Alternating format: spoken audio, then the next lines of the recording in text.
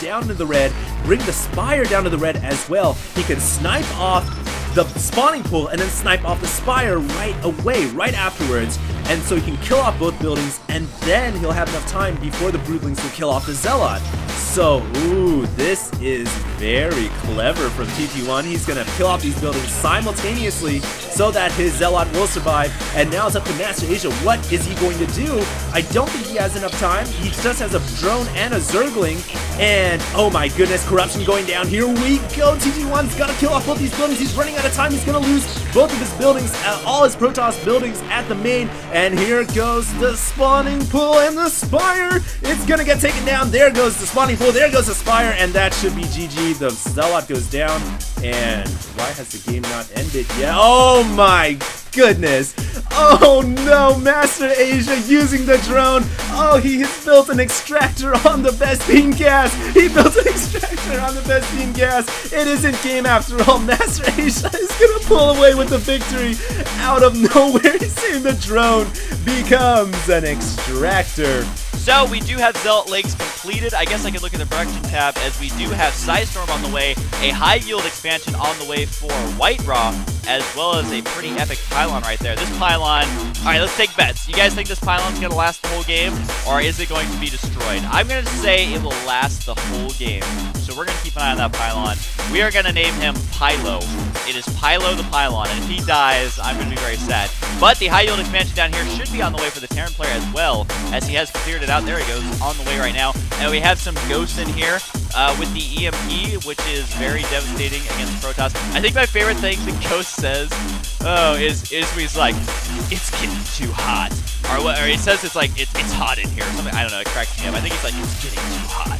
And that just cracks me up. I don't know. But Psystorm on these Marines should be pretty exciting to watch, as White Raw loves his charge slots / Psystorm. Is he expanding again already? White Raw, you monster! He's actually just getting a pylon, but he's still a monster. And what is this Raven doing? You're gonna get sniped! Oh! Oh! He just one-shot that Raven with that High Templar. Oh my god, that is the most hilarious thing I think I have ever seen. The High Templar is just like, yeah man, what's up? Oh, you're dead. Alright, High Templar 1, Raven 0. Is there enough feedback? Could one-shot the medevac? But, oh, he did it again! You know what, White Raw? Just throw pylons down anywhere. I mean, come on. You can throw them down wherever you want. He's got one down here. He's got one up here. He's even got the most hilariously placed cannons I think I've ever seen. Because he's White Raw, so he's going to do exactly what he wants. And at this point, it is just a let's play Sim City, because they are just building up their city as much as they can.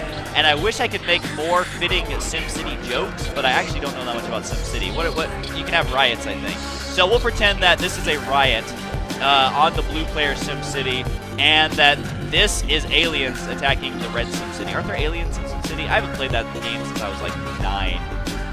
But regardless, we are finally going to see an epic battle. Yes, the only casualty so far is a missile charge, but we should see some storms on top of these units. Where are the storms? The ghosts are EMPing everywhere. They possibly have EMP'd all the High Templar. This Colossus doesn't even care the fact that he is shooting through a giant cliff, and White Raw just got owned. I was going to say plastered, but I don't think that was quite the correct word there. So there's the storms! Oh, from the balcony! High Templar is going to eat up a lot of these units. They are just sitting up there drinking martinis. Oh wait, now they're dead, but they went out. No, Pylo just went down! He didn't stand a chance. Oh, sweet Pylo, how we loved you so much. And these ghosts, they're like, it's getting too hot. And so they're gonna run out of there. Oh man, they're all in the red. They had one crazy time over at that Protoss base, but they definitely need to get out of there. Oh, epic sliding probe! Yes, I love you. Got the very end of it right there. Cleverly, Versace's got a couple of Zealots and a Templar hidden back here, and those Templar could storm the SCVs. Oh my goodness, that is so many SCVs! Is Zok gonna land a storm? Oh, 7 or 8 SCVs getting taken out there. The economy showing 51 to 51. So really, oh my goodness, there's the drop, 40 to 50. So Bradtalk really losing a lot of his harvesters there. The hidden Templar doing work on about 8 or 9 SCVs. Another storm coming down from this proxy pylon. killing off about 8 or 9, or about 4 or 5 more SCVs and some Marines, I believe. Oh my goodness, Bratok there just walked into a nightmare of Storm. Could this be the new revolution of Zerg play? Using Night Storms to really increase that mobility, and it looks like the entire Protoss army getting caught out of position once again. Mystic Prime flooding all of his roaches into the main for another massive attack. We finally have a robotics facility up and running. Where are the Immortals for our Protoss player? It looks like there's just so many roaches inside the main.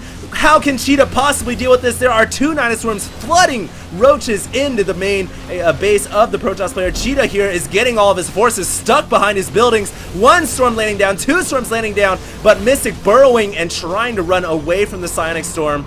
Mystic here is keeping those roaches alive, and this is what, like I was saying, Storm is just not that effective against roaches. Roaches can handle the Storm. They have anti-electric properties in their armor, and look at that. It looks like Cheetah wasting his Storm down where he thought the roaches were, and right now Mystic's brilliant play is using his roaches to dodge the Storm. You guys can see Cheetah tried to storm the roaches for Mystic, trying to anticipate where the roaches were, but he constantly missed. Mystic here looks like he's finally going to run the roaches away.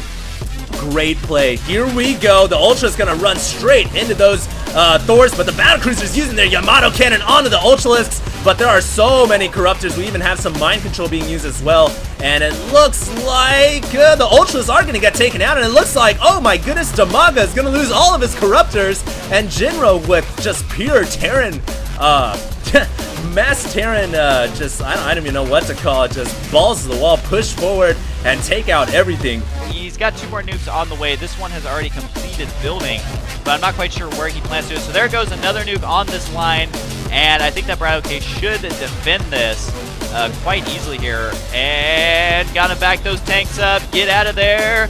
All my nukes bring the tanks to the yard, and oh, what are you doing, Viking? That Viking got damaged. That unit on the ground got destroyed. And that is going to allow the little one to push over here. Oh, that nuke positioning. Bratok needs to get out of there. Get out of there. Get out of there.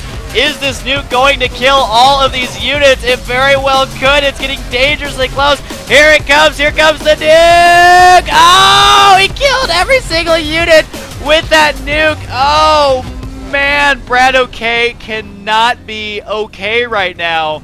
Oh, wow. How often do you see a nuke actually destroy? I don't know if he got the nuke achievement, but he is going to have it here pretty soon.